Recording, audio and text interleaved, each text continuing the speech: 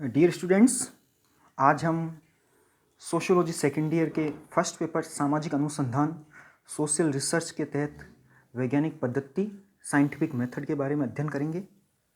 आज हम वैज्ञानिक पद्धति का क्या अर्थ है, वैज्ञानिक पद्धति की विशेषताएं, वैज्ञानिक पद्धति के चरण और सामाजिक अनुसंधान में वैज्ञानिक पद्धति का किस प्रकार प्रयोग किया जाता है, इसके बारे में हम अध्ययन करेंगे। सर्वप्रथम हम वैज्ञानिक पद्धति का क्या अर्थ है इसके बारे में अध्ययन करेंगे। वैज्ञानिक पद्धति के अर्थ से वैज्ञानिक पद्धति का क्या अर्थ है। वैज्ञानिक पद्धति बनी है वैज्ञानिक शब्द से कि ऐसी पद्धति जिसमें वैज्ञानिकता हो, और वैज्ञानिकता आती है विज्ञान से। हम शुरू में ही पढ़ते आ रहे हैं कि जहाँ प्राकृतिक विज्ञानों में वैज्ञानिक पद्धति का सहारा लिया जाता है, वहीं सामाजिक विज्ञान में भी सामाजिक घटनाओं को समझने के लिए इस पद्धति का प्रयोग किया जाता है। वैज्ञानिक पद्धति वो पद्धति है जिसमें वैज्ञानिकता पाई जाती है, जिसमें विज्ञान पाया जाता है, और विज्ञान में निम्न तत्व चीज़ों का होना आवश्यक है। निम्न तत्व पाए जाते हैं। विज्ञान में अवलोकन पाया जाता है, सत्यापन पाया जाता है, वर्गीकरण पाया जाता है, सामान्यीकरण पाया जाता है, भविष्यवाणी करने की क्षमता विज्ञान में होती है। इसके अलावा विज्ञान में तटस्थता होती है, वैयक्तिकता होती है, पक्षपात नहीं होता। जो अध्ययन करता होता है, अनुसंधान करता होता है, वो तटस्थ रहता है, निष्पक्ष रहकर अध्ययन करता है। सख्त मेहनत और कठिन परिश्रम होता है। जिज्ञासा की प्रवृत्ति होती है विज्ञान में कि आगे क्या होगा, यदि ये है तो ये क्यों है। रचनात्मक विचार शक्ति होती है। यानी कि वैज्ञानिक पद्धति में विज्ञान का होना आवश्यक है, और विज्ञान में ये निम्न विशेषताएं अभी जो बताई है उनका होना आवश्यक है। इस प्रकार वैज्ञानिक पद्धति का अर्थ हुआ कि वैज्ञानिक पद्धति तथ्यों के व्यवस्थित अवलोकन, वर्गीकरण तथा व्याख्या से निर्मित है। यानी कि एक ऐसी पद्धति जो तथ्यों का जिसमें व्यवस्थित संग्रह हो, अवलोकन किया जाता हो और व्यवस्थित वर्गीकरण किया जाता हो। इसमें अध्ययनकर्ता तटस्थ या निष्पक्ष रहकर किसी विषय या समस्या या घटना का अध्ययन करता है। यानी कि इस पद्धति में जो अनुसंधान करता होता है, अध्ययन करता होता है, वो बिल्कुल निष्पक्ष होता है, तटस्थ होता है, भेदभाव से दूर होता है, और किसी भी समस्या का, विषय का, घटना का वो निष्पक्ष रहकर अध्ययन करता है। लुंडबर्ग ने भी वैज्ञानिक पद्धति की बहुत अच्छी परिभाषा अपनी book scientific social survey and research. Lundberg एक बहुत बड़े समाजशास्त्री हुए हैं, और उन्होंने अपनी पुस्तक scientific social survey and research में लिखा है कि व्यापक अर्थ में वैज्ञानिक पद्धति तथ्यों के व्यवस्थित अवलोकन, वर्गीकरण तथा व्याख्या से निर्मित है।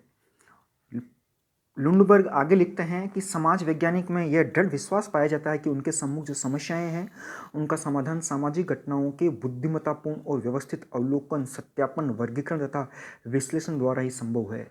लुंडबर्ग कहते हैं कि जो समाज में जो समस्याएं हैं, हमारे सामने जो अध्ययन की विषय वस्तु है, उसका अध्ययन या उसका समस्या का समाधान सामाजिक घटनाओं के बुद्धिमत्तापूर्ण व्यवस्थित अवलोकन, जो अवलोकन होगा वो व्यवस्थित होगा, उसका सत्यापन किया जाएगा, उसका वर्गीकरण किया जाएगा और उसका विश्लेषण किया जाएगा। इसके द्वारा ही उन सभी घटनाओं का, उन सभी समस्याओं का निदान संभव है, उन समस्याओं का समाधान संभव है।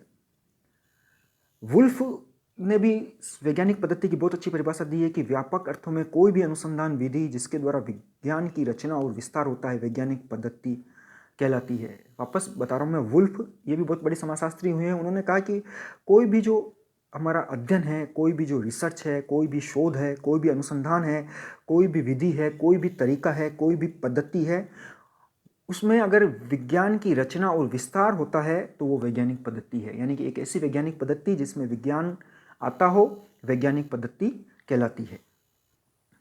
वैज्ञानिक पद्धति की विशेषताएं।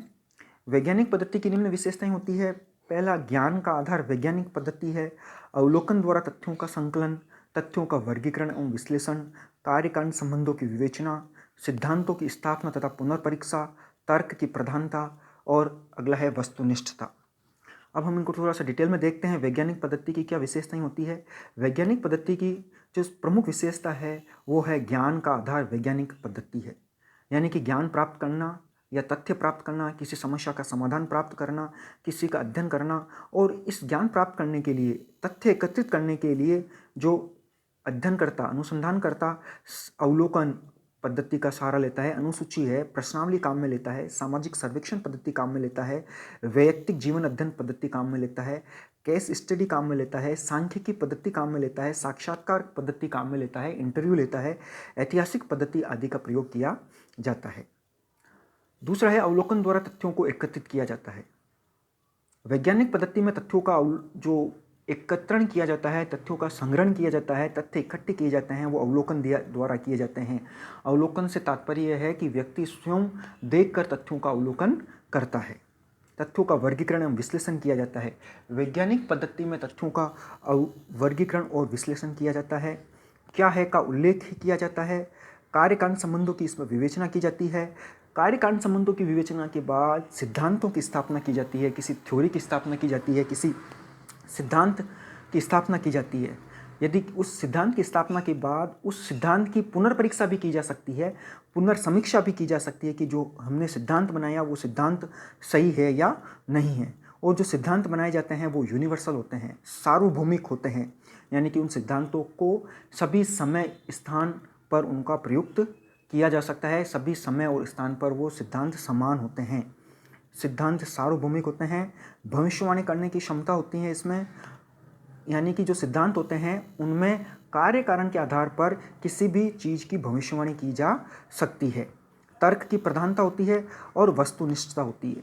वैज्ञानिक पद्धति में एक बहुत बड़ी विशेषता वो है, वो वस्तुनिष्ठता पर बल दिया जाता है, ऑब्जेक्टिविटी पर बल दिया जाता है।